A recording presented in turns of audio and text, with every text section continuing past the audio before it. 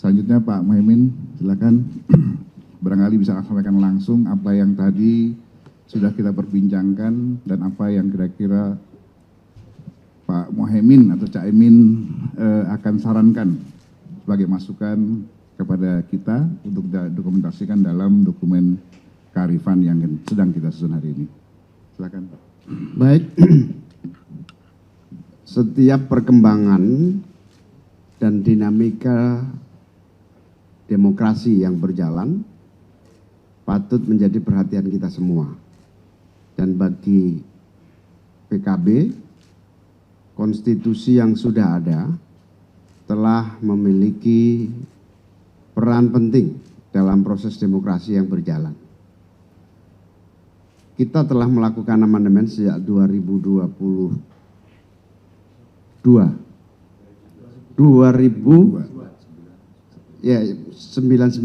sampai 2002. Hasil itu telah kita laksanakan hingga hari ini dan kita menemukan fakta-fakta.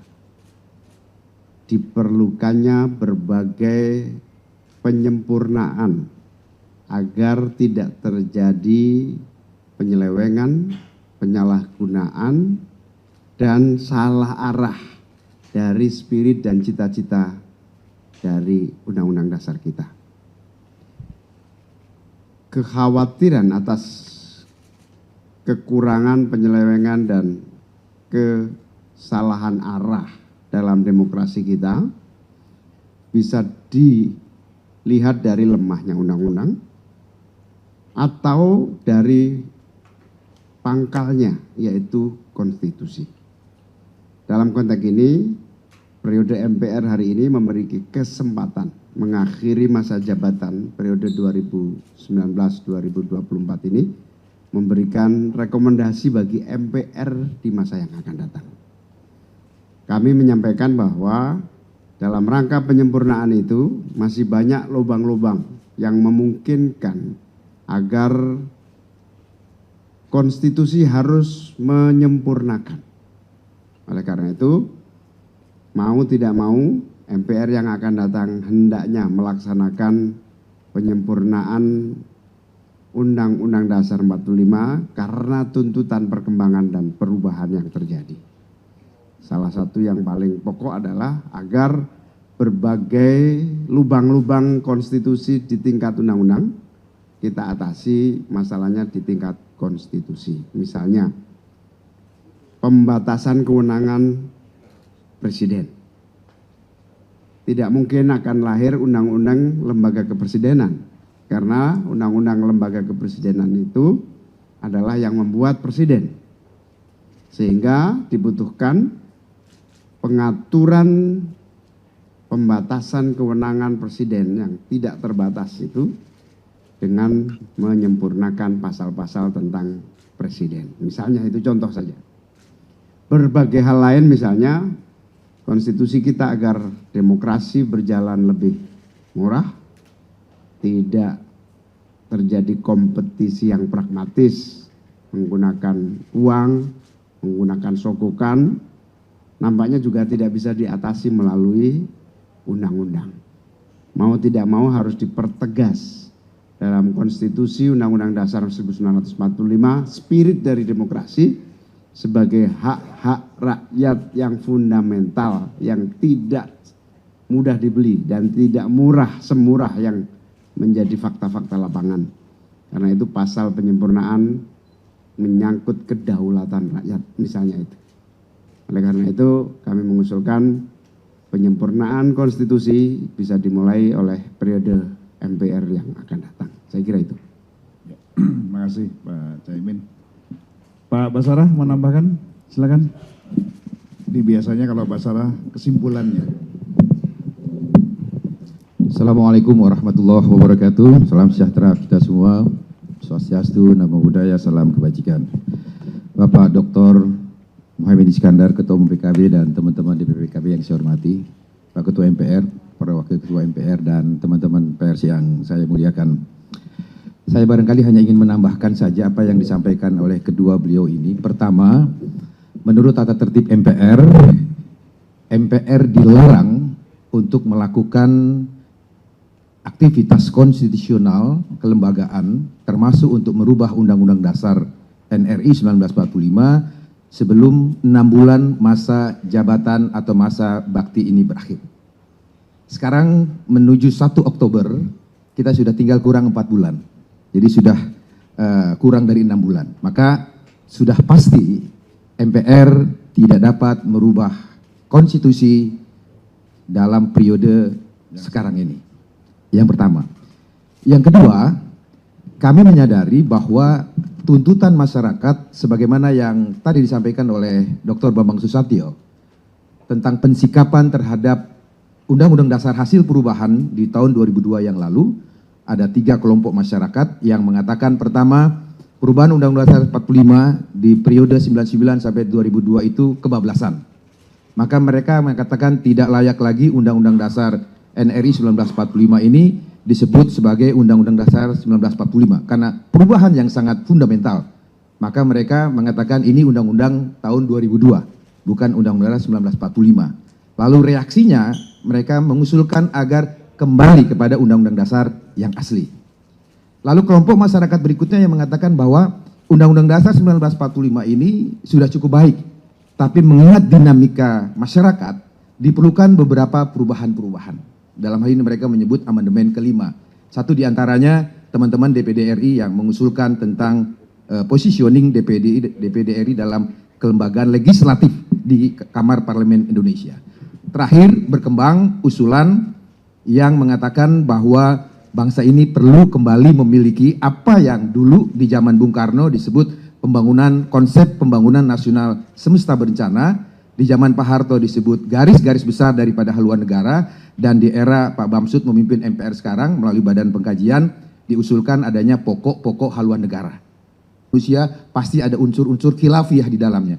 Nah, kalau penyelenggara negara itu tidak baik, cenderung abuse of power, lobang-lobang itulah yang akan dimanfaatkan untuk kepentingan-kepentingan di luar kepentingan bangsa dan negara. Saya kira inilah beberapa poin yang bisa saya tambahkan untuk melengkapi keterangan Ketua MPR RI dan Ketua Umum PKB. Terima kasih. Wallahul muwafiq illa aqwamit. Wassalamualaikum warahmatullahi wabarakatuh. Waalaikumsalam. Pak Fadel, Pak Janjilo. Silakan teman-teman. Langsung aja ke Pak Muhaimin. Adik-adik kita ini kurang membaca, ya, tidak membaca berita secara utuh, hanya ditangkapnya sepotong-sepotong. Karena dari awal saya sudah menegaskan bahwa jika seluruh pimpinan partai politik melalui fraksi-fraksi di DPR setuju, ya, plus para anggota DPD setuju, dan memenuhi unsur sepertiga usulan untuk merubah Undang-Undang Dasar, maka kami di MPR siap melaksanakan. Kan itu kalimat yang jelas. Di TV saudara kan juga diputar tuh, jelas kan. Tidak ada kalimat-kalimat yang mengarah kepada saya mengatakan pimpinan fraksi sudah setuju. Intinya apa? Intinya laporan itu mengada-ada, ya, untuk tidak mengatakan hoax ya, gitu ya. Jadi saya kira kita senyumin saja. Yang namanya juga adik-adik mahasiswa, dulu juga kita pernah seperti itu. Ya. Kemudian hal-hal lain saya kira SOP yang saya maksud adalah itu sudah disiapkan di pasal 37. Jadi sesuatu Undang-Undang Dasar harus disusun oleh sepertiga jumlah anggota MPR, DPR dan DPD, yang terdiri dari DPR dan DPD.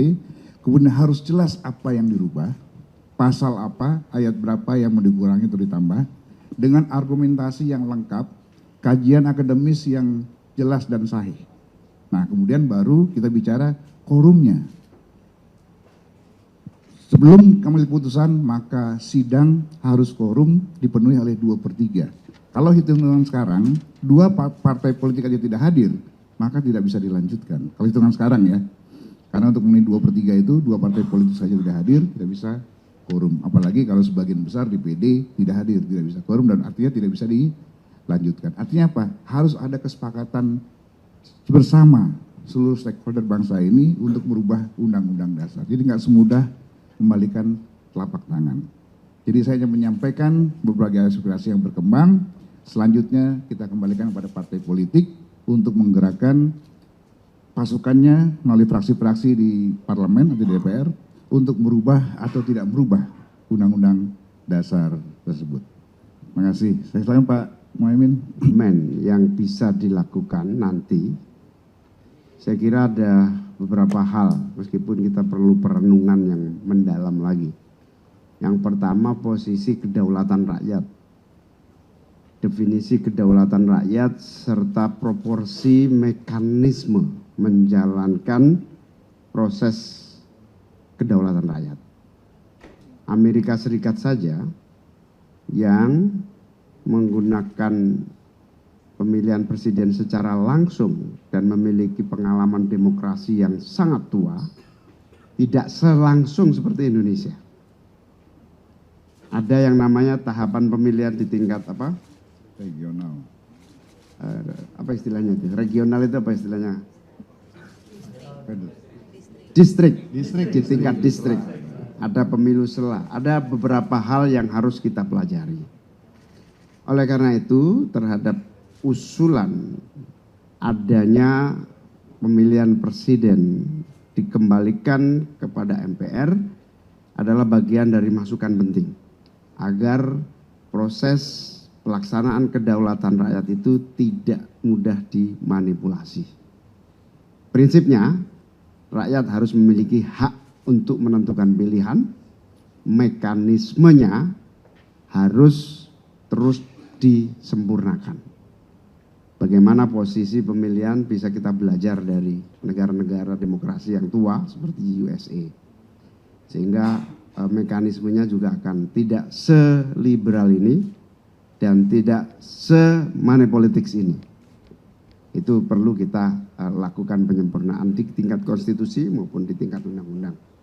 Yang kedua, menyangkut hierarki atau tata kelola pemerintahan daerah dan pusat. Filosofi dari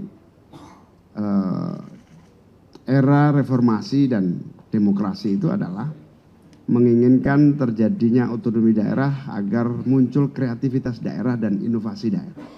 Dan itu kita pernah mulai ketika Presiden Gus Dur menerapkan otonomi daerah. Pak Fadil tadi menyampaikan hasil survei menunjukkan hari ini hanya 10% kepala daerah yang inovatif. Berarti terdapat 90% kepala daerah yang tidak inovatif dan kreatif. Menghadapi ini, konstitusi kita harus kita sempurnakan, meletakkan otonomi daerah pada proporsi yang tepat, dan itu nampaknya tidak boleh lagi hanya didasari oleh undang-undang, tetapi di konstitusi. Itu menurut saya contoh-contoh, dan banyak hal lagi yang bisa kita atasi yang secara fundamental mengembalikan kedaulatan rakyat di keterwakilan, termasuk saya ingin mengembalikan posisi partai politik sebagai pengendali proses demokrasi yang hari ini lemah. Lemah dalam arti begitu sudah di lapangan partai tidak berdaya. Tidak berdaya. Saya kira itu. Terima kasih semuanya. Ya, dalam kesempatan ini juga bahwa sudah saatnya kita meninjau kembali atau melakukan revisi Undang-Undang Nomor 12, khususnya di pasal 7, di mana kita harus tinjau kembali penjelasan yang mengatur isi daripada pasal. Ya. Seperti misalnya ini tentang hierarki perundang-undangan. Jadi sudah saatnya ini usul kepada PKB, baiknya ke depan kita pikirkan untuk melakukan revisi Undang-Undang Nomor 12 Pasal 7 yang membatasi norma di pasal 7 tentang hierarki perundang-undangan, di mana di situ TAP MPR yang dimaksud adalah TAP MPR yang masih berlaku. Jadi kalau penjelasan dihapus, maka kewenangan MPR mengeluarkan TAP itu hidup kembali. Begitu. Ya. Terima kasih semuanya. Assalamualaikum. Terima kasih. Terima kasih.